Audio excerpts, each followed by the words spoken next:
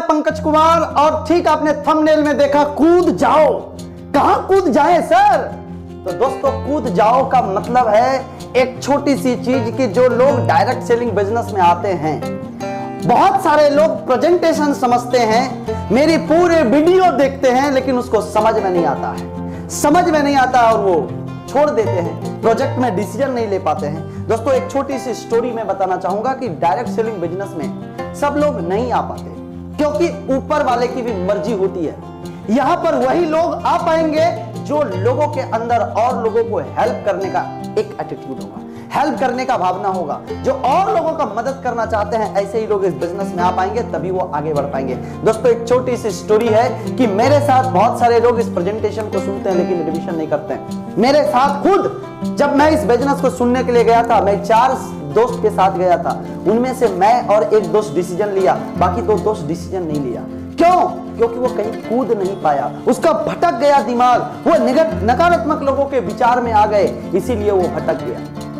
दोस्तों कूद जाओ का मतलब है, एक छोटी स्टोरी से मैंने सीखा था, अपने अपलाइन से सीखा था कि एक बार की बात है, एक गांव में बहुत सारे लोग रहते थे और बहुत सारे लोग रहते थे, लेकिन गांव का आदत था, जैसा आप जानते हैं गांव में ज्यादातर नकारात्मक लोग रहते हैं और एक दूसरे का नीचे खींचा रहता है, एक दूसरे को नीचे घिसता रहता है। कभी कोई नहीं चाहता कि वो आगे बढ़े। अगर कोई ये चाहता है कि वो आगे बढ़े तो वो ये कभी नहीं चाहता कि आपसे आगे बढ़े, आपसे ज्यादा आगे बढ़े। तो दोस्तों ऐसे ही गांव में सब एक दूसरे को नीचा दिखा रहा था, एक दूसरे का पूंछ खींच रहा था, पीछे कर रहा था। तभी भगवान शिव ऊपर से जा रहे थे, देखा सब एक दूसरे को नीचा खिंचा रहा है। ये लोग इंसान है, उसके बावजूद भी लोगों को मदद नहीं कर रहा है जिंदगी में आगे बढ़ने के लिए। श्राप दे दिया कि पूरा का पूरा गांव बंदर का बन जाओ। और दोस्तों देखते ही देखते पूरा का पूरा गांव बंदर का बन गया। जब बंदर का बन गया तब समझ में नहीं आ रहा है क्योंकि सब टोटली बंदर। तभी उस गांव का पुजारी संजोग से कहीं बाहर गए थे। जब पुजारी शाम को वापिस आता है तो देखता है मेरे गांव में कोई इंसान बचा ही नहीं, सारे बंदर हो गए। पुजारी को मामला समझ में आया, कुछ तो गड़बड़ है, सारे बंदर हाथ जोड़ के खड़े हो गए। पुजारी जी अब आप ही बचे हो, कुछ करो, पता नहीं मेरे से क्या गलती हुई, मैं तो एकाएक बंदर बन गया।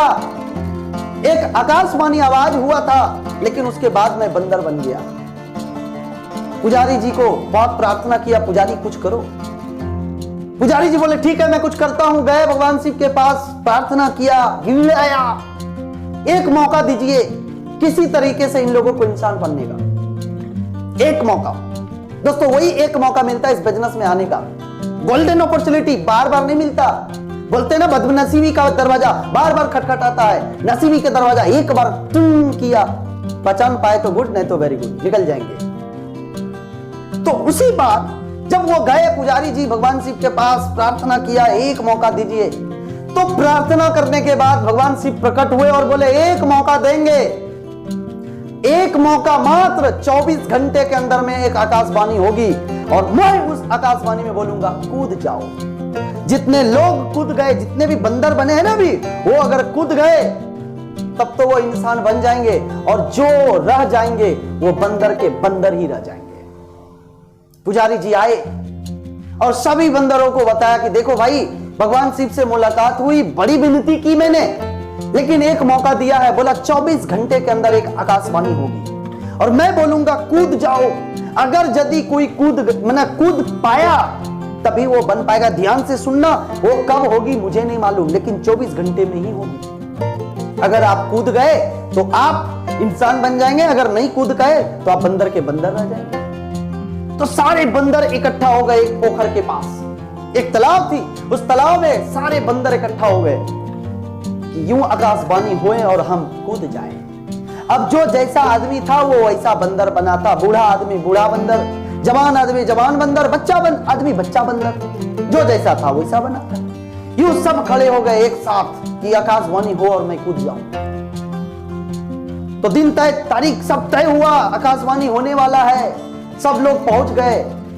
अब कोई भी व्यक्ति, कोई भी बंदर भी, अगर बंदर का आदत है फुदकते रहना इधर उधर, अब वो बन तो गए थे बंदर और वहां बोले कि 24 घंटा तक खड़े रहना, कूद जाओ। खड़ा है 4 घंटा बीत गया, आकाशवाणी हुआ नहीं। इतने में एक बूढ़ा व्यक्ति जो बूढ़ा बंदर बना था उसका पांव दर्द करने लगा। जब पांव दर्द करने लगा तो अपने पांव को यूं उठाया और जब फिर से रखा तो वो किसी दूसरे बंदर के पूंछ पे रखा गया। दोस्तों, जैसे दूसरे बंदर के पूंछ पे रखा गया और जब बात पूंछ की आती है तो लोग बिगड़ जाते हैं, लोग गर्म हो जाते हैं, वैसे ही वो बंदर गर्म हो गया। तेरी ये मिजाज, तू मेरी पूंछ पे पांव रखेगा? और दोनों में झगड़ा शुरू हो गया। दोस्तों, नेगेटिव को अट्रैक्ट करता है। आप अगर नेगेटिव लोगों से बात करेंगे, नेगेटिव लोगों से मिलेंगे तो डेफिनेटली आप नेगेटिव हो जाएंगे। अभी क्या हुआ, जब इन दोनों में लड़ाई हो गई तो 4 बंदर इसको छुड़ाने आ गए, 8 बंदर इसको छुड़ाने आ गए। एक वार्तालाप होने लगी, यार ये भूख लग गया है, ये आकाशवाणी कब होगी। उनमें से कुछ बंदर जो ज्यादा भूखे थे, उनमें से कुछ निकल गए। जैसे बहुत सारे एसोसिएट निकल जाते हैं, निकल गए, चलो फल फूल खा के आते हैं, आकाशवाणी होगी तो देखा जाएगा। वो चले गए।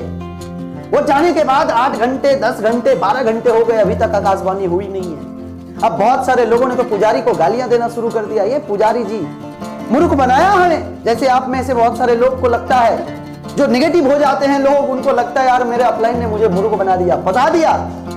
उसी तरीके से उसको लगने लगा कि ये मूर्ख बना दिया मुझे। 12 घंटे, 14 घंटे उनमें से कुछ और बंदर बोला, यार चलो फालतू का, वो सबसे अच्छा देखो, कम से कम बंदर ही है, फल फूल खा के तो रह रहा होगा। चले गए। अभी यूं लगा हुआ है 12 घंटे, 14 घंटे, 20 घंटे हो गया, बंदर भूख से, प्यास से तड़प रहा है। बहुत सारे बंदर खुदक के चले गए फल फूल खाने। यूं अभी भी बहुत सारे पड़ा हुआ है, आकाशवाणी होगी और मैं कूद जाऊंगा।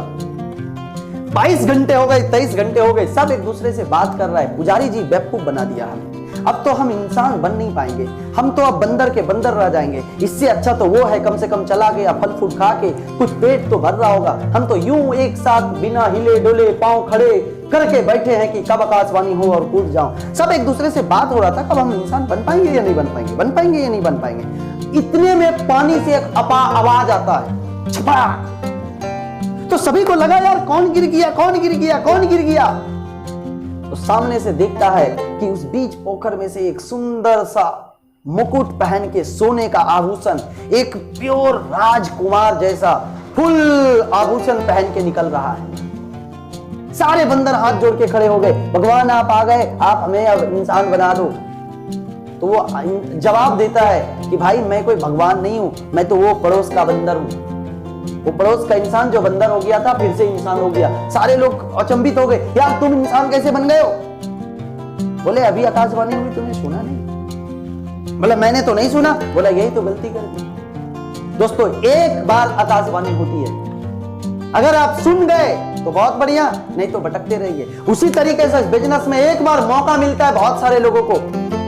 इस डायरेक्ट सेलिंग बिजनेस का टाइम कंपाउंडिंग, जहां पे बहुत सारे लोगों का समय का, उनकी गुण का, उनकी क्वालिटी का, उनकी एफर्ट का यूज करके पैसा कमा सकते हैं। एक बार अपॉर्चुनिटी मिलती है, लेकिन सब लोग समझ नहीं पाते हैं। आधे मन से जाते हैं प्रेजेंटेशन समझने के लिए, आधे मन से आधे वीडियोस को देखते हैं, उसको क्लियरली समझ में नहीं आ पाता है और यू छोड़ देता है। दोस्तों, एक सिंपल सी बात है कि अगर आप इस बिजनेस में आए हैं, डायरेक्ट सेलिंग बिजनेस में आए हैं, तो आपको लगे रहना पड़ेगा कंसंट्रेशन से कम 5 साल। जैसे आज किसी यूनिवर्सिटी में डायरेक्ट सेलिंग की पढ़ाई अगर हो रही है, 2 साल की बीनेट और 3 साल की एमनेट, 5 साल bachelor of networking and master of networking. 5 साल के बाद पैसे तो इतने आएंगे कि आप रख नहीं पाएंगे, आपके सोच से ज्यादा पैसे आएंगे। लेकिन पहले अपने आप को टिका कर रखिए। पहले ये मौका जो मिला है, कूद जाइए। जिस बिजनेस में आप ज्वाइन किए हैं उसमें कूद जाइए, अपलाइन के साथ एकदम कूद जाइए। 24 घंटा दिन रात एक करके कूद जाइए। 5 साल के बाद खुद को पहचानना मुश्किल हो जाएगा कि आप वही हैं जो 5 साल पहले थे। दोस्तों, ऐसा मेरे जीवन में हुआ। ये स्टोरी से आपके जीवन में क्या बदलाव आया, आप हमें कमेंट्स करके जरूर बताइएगा। आप लाइक करते हैं, मेरी उत्साह बढ़ती है और मैं आपका आभार हूं कि आप मेरे वीडियो को इतने लाइक कर रहे हैं, शेयर कर रहे हैं। और अगर जो लोग पहली बार इस वीडियो को देख रहे हैं तो मेरे चैनल को सब्सक्राइब करें, ताकि बहुत सारे लेटेस्ट ट्रेनिंग सबसे पहले आप तक मिले। मिलते हैं नेक्स्ट वीडियो में, तब तक के लिए अपना ख्याल रखिए। Thank you very much, thank you, good day, bye bye.